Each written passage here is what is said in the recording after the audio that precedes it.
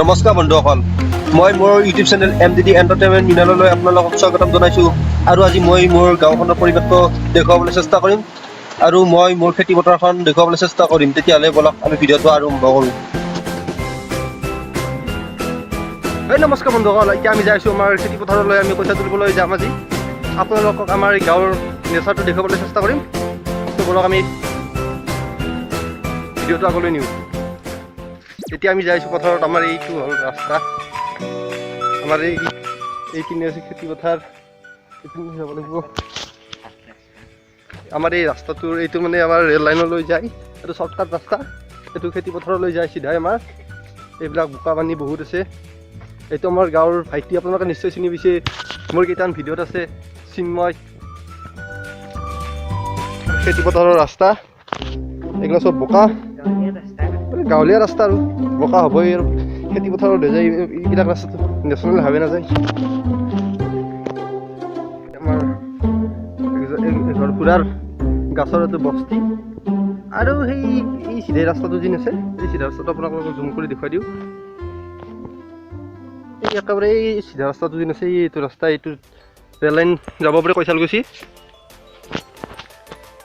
আৰু এইবিলাক পথাৰ চাই লওক, এইটো আমাৰ কলৰ খেতি কৰিছে কাষে কাষে, এইবিলাক কল লাগি আছে। আমাৰ গাঁৱৰ কৃষকসকল এইবাৰ লকডাউন গতিকে অলপ স্বাৱলম্বী হৈছে, অলপ কৃষি কাৰ্যত ধৰিছে। আৰু এইবিলাক কঠীয়া পাৰিছে, কিন্তু এইটো আমাৰ বেল নহয়। এটা লৰাই বৰশী বাই আছে, বৰশী আমি নিজৰ হাত হৈছে বৰহা বৈ আছে। বলক চাই আহোঁ, অলপ জোকাই থৈ আহোঁ। এইটো আমাৰ ৰতন বৰ্মন, ৰতনৰ লগত এইটো এটা সৰু ভাইটি এটা আছে। ৰতন, দিয়ক এক পুৰা দিবা। দিম দিয়া, নিশ্চয় দিম।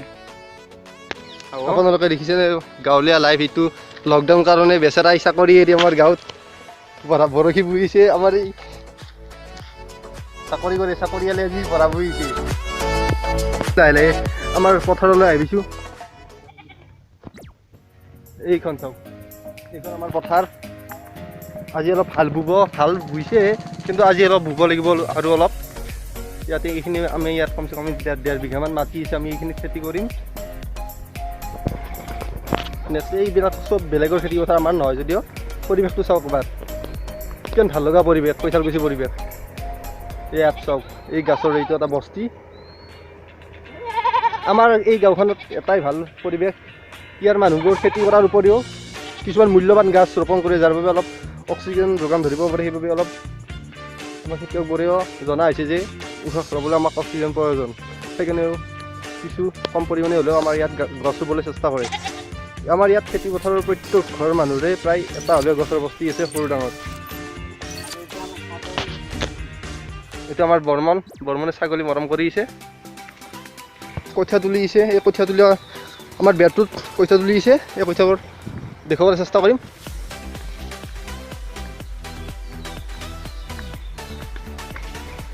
এইটো চাইডে আমাৰ বেৰ, সেইটো চাইডে আমাৰ বেৰ, য'ত আমাৰ বিভিন্ন খেতি কৰা হৈছে। জিকা, ভোল, ভেন্দি, লেচেৰা, বহুত কিবা কিবি খেতি আছে। সেইবোৰ চব আমাৰ দেখুৱাবলৈ চেষ্টা কৰিম। আৰু মই এনেদৰে যাই অৱশেষত খেতি পথাৰখন পালোঁ। আৰু ইয়াত কমচে কম আমাৰ 3.5 বিঘা মাটিত খেতি কৰা হয়। আৰু তাত বিভিন্ন ধৰণৰ কঠীয়া তাতে সিঁচি দিয়া হৈছিল, আৰু সেই কঠীয়াবোৰ আমাৰ খুৰাহঁতে তুলি আছে। মই কঠীয়া সিমান তুলিবলৈ নাজানো, সেইবাবে মই যোৱা নাই।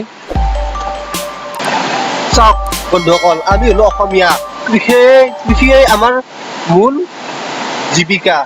আগৰ পৰম্পৰা হিচাপততো আমি কৃষি কৰি খাই আছিলোঁ। গতিকে আপোনালোকেও খেতি বাতি কৰিব নাজানিলে 2 এডাল জলকীয়াৰ পুলিয়েই হওক বা কিবাৰ পুলিয়েই হওক, ঘৰৰ ওচৰত ৰোপণ কৰিব লাগে। তেতিয়া 2 এটা ফল হ'লেও খাব পাৰিব।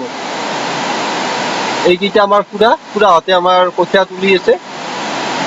কৃষি কাৰ্যৰ প্ৰতি মোৰো সিমান এটা নিচা নাছিল, যদিও যিদিনাৰ পৰা আমাৰ খেতি কৰিবলৈ আৰম্ভ কৰিলে, সেইদিনাৰ পৰা অলপ মোৰ নিচা আহিল। বন্ধুসকল, আপোনালোকক এটা আচৰিত বস্তু দেখুৱাই দিওঁ, আপোনালোকেও হাঁহি উঠিব, কিন্তু এইটো কৰিব লগা হৈছে, কিয়নো ইয়াত গৰুৰ অভাৱৰ কাৰণে। চাওক, সেইটো খুৰাই মৈখন টানি আছে গৰুৰ কাৰণে, গৰু নাই কাৰণে। চাওক, কেনেকৈ কৰিছে খেতি বন্ধুসকল মই মোৰ সৰু বাগিচাখন দেখুৱাবলৈ চেষ্টা কৰিছোঁ চাওক এইবোৰ জিকা ইয়াত জিকাত সৰু সৰু ফুল ধৰিছে এইখিনি মই নিজে খান্দিছোঁ দেউতাহঁতে আমাৰ সেই ঢাপ কৰিছে অহকৈ মই এইবোৰ ঘঁহাই কৰিছোঁ এইটো হ'ল জিকাৰ কলি এইবিলাক চাওক জিকাৰ ফুল ফুলিব আৰম্ভ কৰিছে কিছু জিকা লাগিছে আৰু এইবোৰৰ ভেন্দি আৰু ইয়াত এইবোৰ চাওক জিকাৰ কলিবোৰ জিকা লাগিবলৈ আৰম্ভ কৰিছে আপোনালোকে পাৰিলে এনেকৈ খেতি কৰিবচোন আৰু নতুন আপোনালোকৰ নিজৰ হাতেৰে ৰোপণ কৰা বস্তুৰ খেতিবোৰ খাই মজা এটাই বেলেগ কিনি খোৱাতকৈ চাওক এইবোৰ কিমান কি হৈছে আৰু এইবোৰ সৰু সৰু ভেন্দি পুলি গাজিছে এতিয়াহে এইবোৰত ভেন্দি লাগিব য'ত এতিয়া গুৱাহাটীবাসীয়ে ক'ৰবাত 120 টকা 80 টকাকৈ ভেন্দি কিনি খাই আছে চাওক আমি ইয়াত ডেইলি এনেই ভেন্দি খাই আছোঁ খেতি কৰি